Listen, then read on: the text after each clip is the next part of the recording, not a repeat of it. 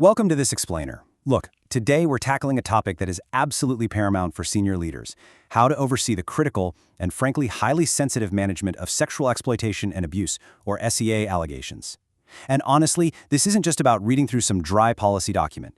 It's really about understanding the profound weight of responsibility that falls squarely on your shoulders when these situations happen. We're going to look directly at the framework that guides this oversight, making sure you are fully equipped to handle these complex scenarios with the exact integrity and decisiveness that they demand. So, here's our roadmap for today. We're going to cover the weight of leadership, actions for senior oversight, the investigation process map, what a victim-centered approach actually entails, and finally, communication and advocacy. All right, Section 1, the weight of leadership. Let's jump right in to understand the true gravity of your role here. Now, you probably aren't going to be the one on the ground investigating these cases directly, right? But your fundamental duty is to oversee the response.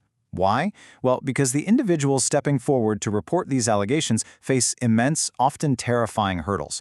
We're talking about people who might be reliving deep trauma, fearing severe retaliation, or harboring completely valid anxieties about their confidentiality.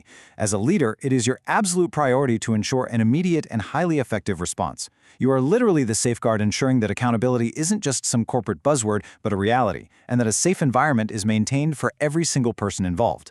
It's like this. The way you handle these cases sends a massive message. It directly impacts whether your personnel, the surrounding communities, and external stakeholders actually trust your organization and its systems.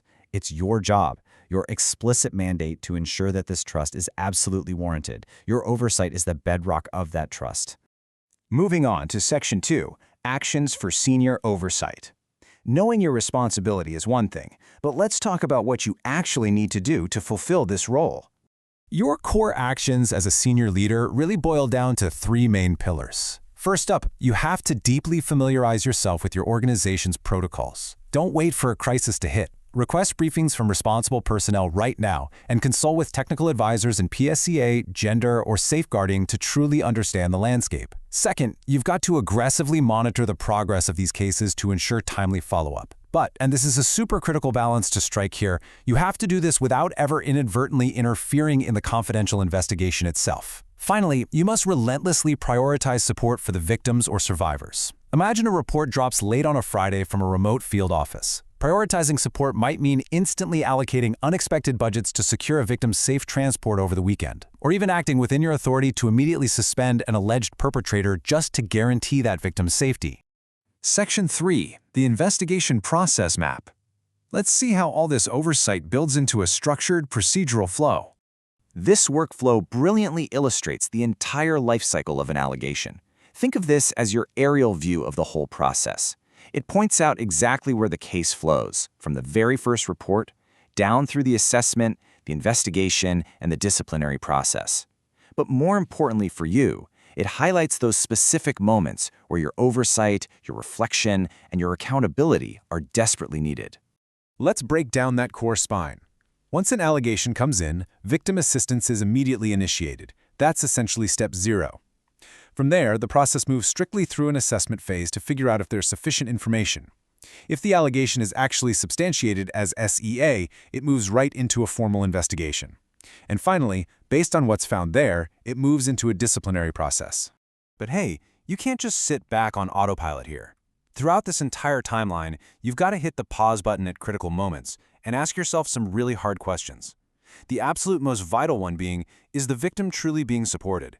Like, are we actually meeting their needs and respecting their wishes, or are we just checking a procedural box? You've also got to look beyond just the single case in front of you. Does this one specific report signal broader systemic risks within your operations? Does this allegation highlight a vulnerability that demands immediate mitigation and further risk assessment so we can protect others? And finally, when a case wraps up, your oversight duty means you have to ask, are there systemic gaps we need to fix to prevent this from ever happening again? Plus, you have to ensure that feedback about these processes and outcomes actually makes its way back to the victims, the survivors, and the communities involved. Accountability literally means closing that loop. Which brings us to Section 4, a victim-centered approach. Successfully navigating that complex process requires a very specific mindset. So, what does this actually mean in practice?